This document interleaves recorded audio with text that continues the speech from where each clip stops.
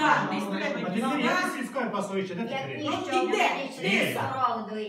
Ліса, гроші люди кажуть, поплатили, туди так казали. А де самі пасти в перегороді? Двоє чоловік заплатило за корову. Це Федор, як? Аня. Забула, як це пише. Федорачка, це як? Півочка. Аня, Ні, я ж така, двоє чоловік заплатили. Я розумів, що тепер коров не є. Але то не значить, що через 2 їх не буде. Бо може вийти до того, що людина з коров не жити. Так, буде. Я і це все кажу на сесії. Ми то кажемо, та й усе в нас це звертають увагу на тваринництво, що люди дуже уничтожають корову, наоборот звертають увагу. Ми і тепер об'ясняємо, що телята, у кого є телята, по 2,5 тисячі платять за телят. Ви щоб ви люди держали скотину. Допомогу дали. Нас все знищили, тепер подаються в сові руки. Так і є.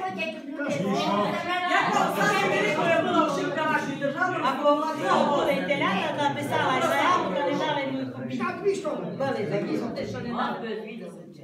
Зарізав, так? Я не трачу, я вдарю. Йому дадуть друге телята. Йому дадуть зада. То зада буде телята. А йде вон зараз. Не є правда і не буде. Низько до того говорить. І все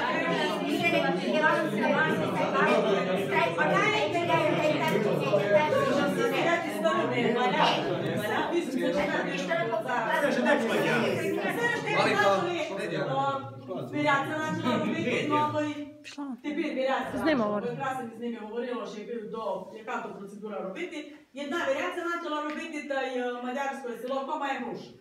А другі всі сидять і ставили, і брали 84 року. Так, ще Аня Єлена. А чого нам так Анна перечинна буде? Будемо копати двоє, почти з того і стягне, таке Уляна. Буду оператор із центральної Не поняла. Там біля мене, тому там Вася буде чек, я його. Ну, Та як у того копаєте? На той в своєму селі комунальна служба, де він Я має не казав, подойдіть до сільської ради, рішайте. написати заяву, заплатити за Ми підключення. можна підключати не будемо, а доки не уплатить. А ти копати будуть, ти можеш до північні є.